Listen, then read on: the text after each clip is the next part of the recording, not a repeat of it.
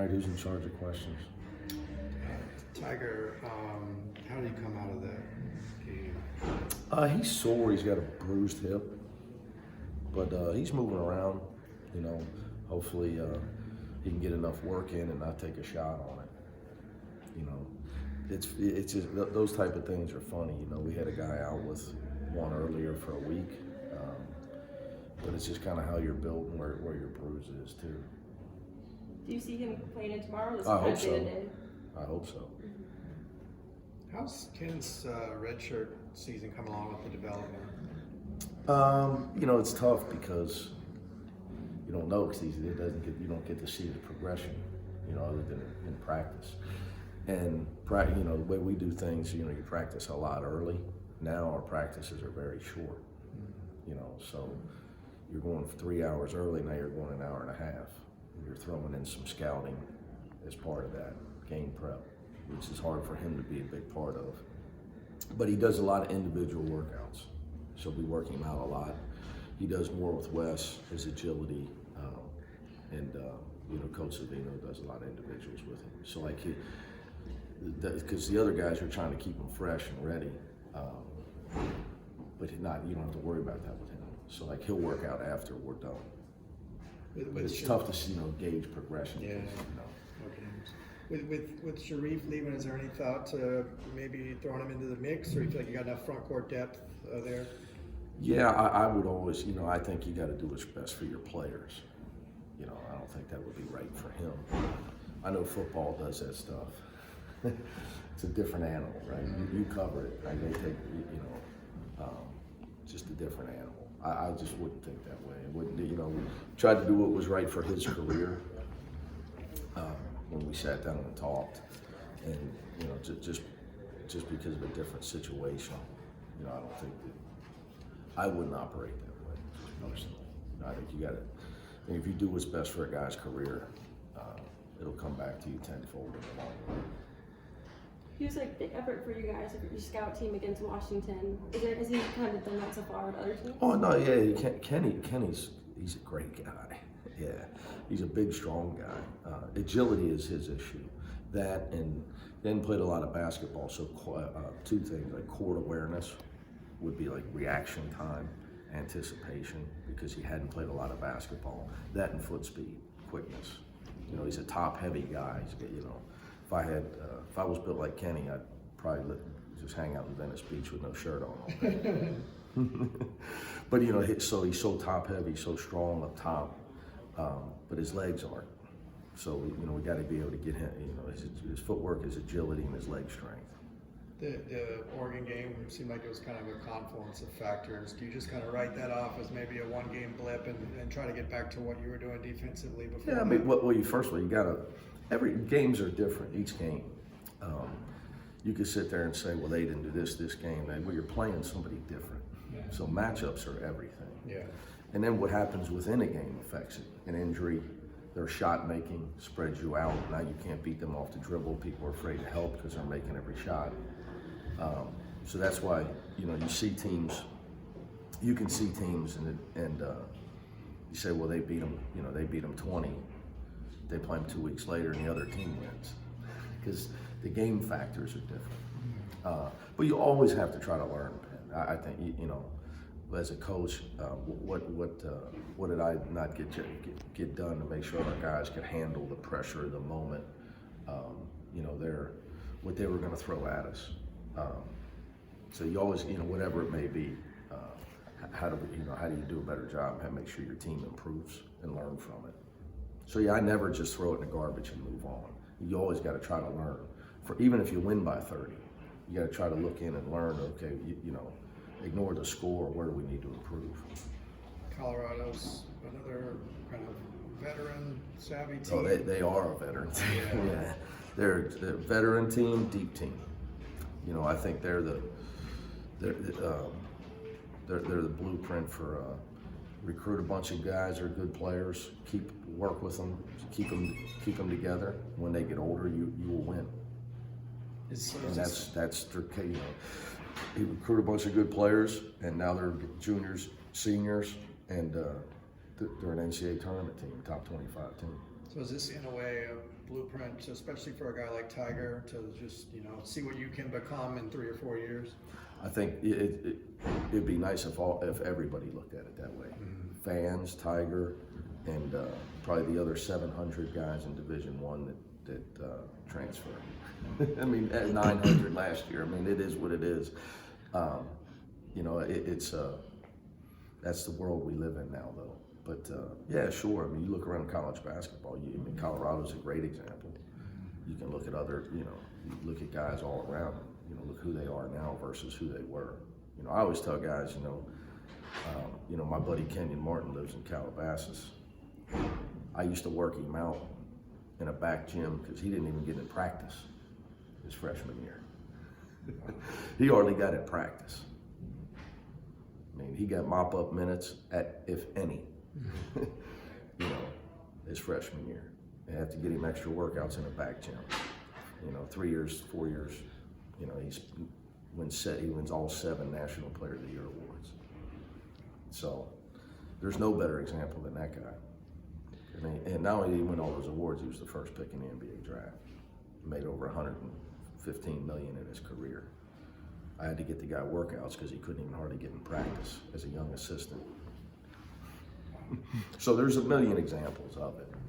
It's just hard, this day and age. Back then, though, Kenyon Martin didn't have social media. Probably didn't even have a phone, and didn't have to feel the weight of the world on how he's underachieving.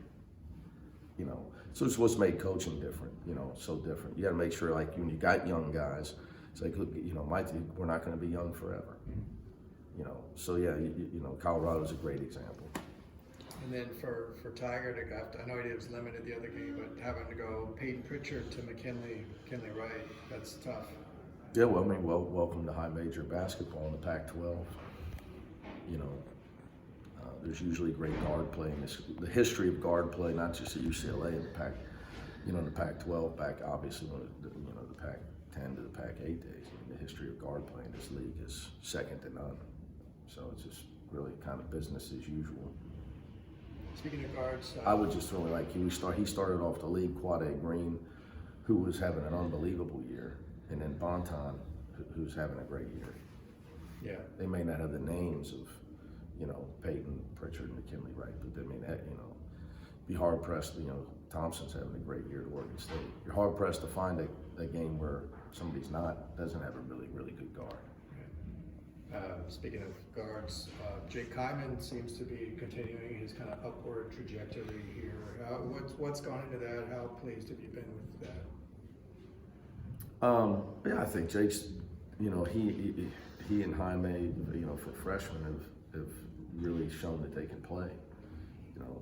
The problem is we need them to play like veterans, and they're not. So it's hard for them to sustain it. I worry about Jaime wearing down. I've asked him to do so much. Jake, on the other hand, isn't probably as beat up as Jaime. The one thing about Jake is he believes in himself. He believes in himself. My thing with Jake is just got to get him to where he commits a few fouls on defense.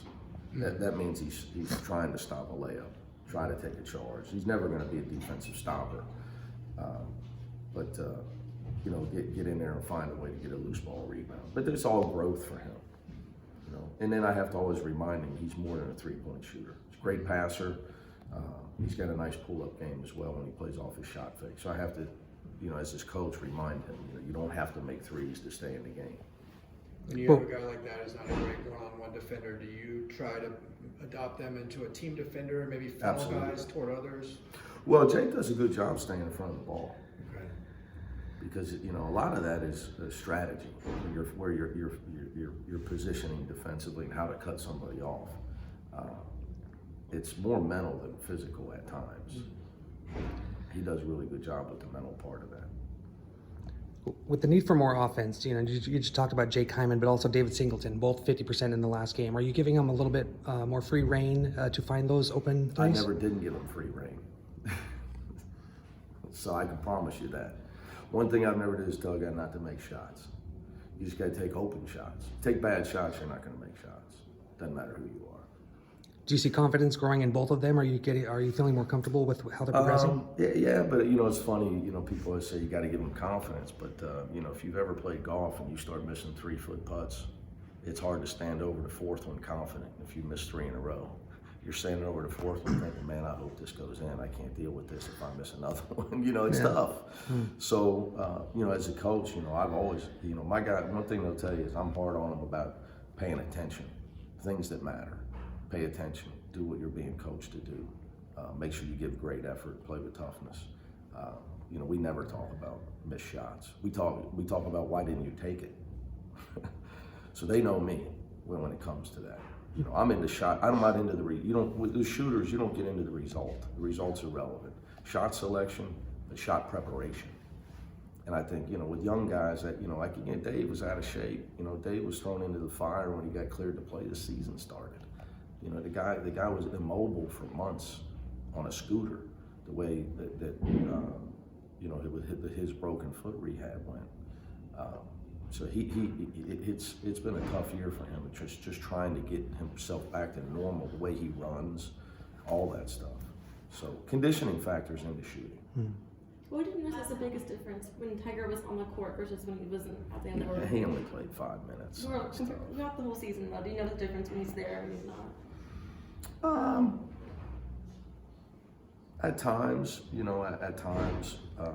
again, I said this early, I think he's a freshman, so sometimes he's effective, and then other times he's tired. And, there's times where fatigue gets him, because, I said earlier, you have to play a freshman too long, it's going to be hard for him to maintain it. Very, very few guys can play. Like McKinley Wright almost never comes out, but that wasn't the case for him as a freshman at Colorado. So, I think when Tiger's in there and he's fresh and he's playing well, we're a better offensive team because he can create some things for his teammates. Coach, obviously LA lost like a basketball legend this week in Kobe Bryant. How have you and the team been reacting to that? I think it's important to remember that 9 people were lost. It's tragic. So it's hard for everybody. You got young kids that lost their hero. When you're, I have a 13-year-old at home, so I have to address it with her as well.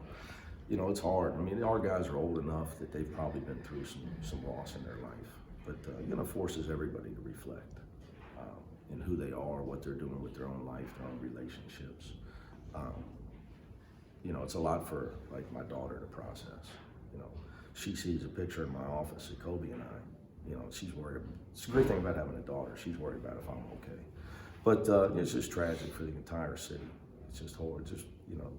There is no way. There's nothing. Nobody knows what to say. It's you wake up and it's still, did that really happen? That's the mode I'm still in. You read all the stuff, you go through all of it, and then every day, I'm reading the whole helicopter situation. And you wake up the next day and you're driving. It's like, did that happen? Did it really even happen? So I think a lot of people are still in that mode. But being new to being here a lot and always being since I knew him and being a huge fan and rooting for him every game. But being new to LA, not a shock to me. How devastated the entire city is. It's pretty obvious. Being from Cincinnati, I told my dad, I said, it would have been like Pete Rose passing away at 41. That's why I was describing it to some people back there. Coach, you're 20 games in. How have you adapted to coaching at UCLA, living on the West Coast, the conference scheduling pattern? I don't think it's much different from Cincinnati. We're going to 20 games next year, if you guys didn't know that. But for me, I love being here. I don't have any harbor any look backs at all. I knew what I was getting into. I knew it was going to be a rebuilding situation. I've done this before. But I love being here. Absolutely. The school's it's really a magical place. It really is. I know I sound going in my recruiting spiel right here, but my daughter loves her school. Campbell Hall is awesome. I have a lot of friends here. Like I said, it was part of my move. So, for me though, I've had a charmed life for a while. Having some, especially my last 3 years, winning 89 games. You know, so, but that's, you know, that's not, if you have to be mature enough to know, I mean, you're gonna go through things, you know.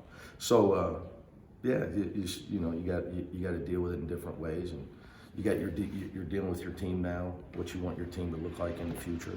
So you got two different jobs, you know, you're recruiting, you're planning, but also staying in the moment with your guys right now, because what we're doing right now is extremely important.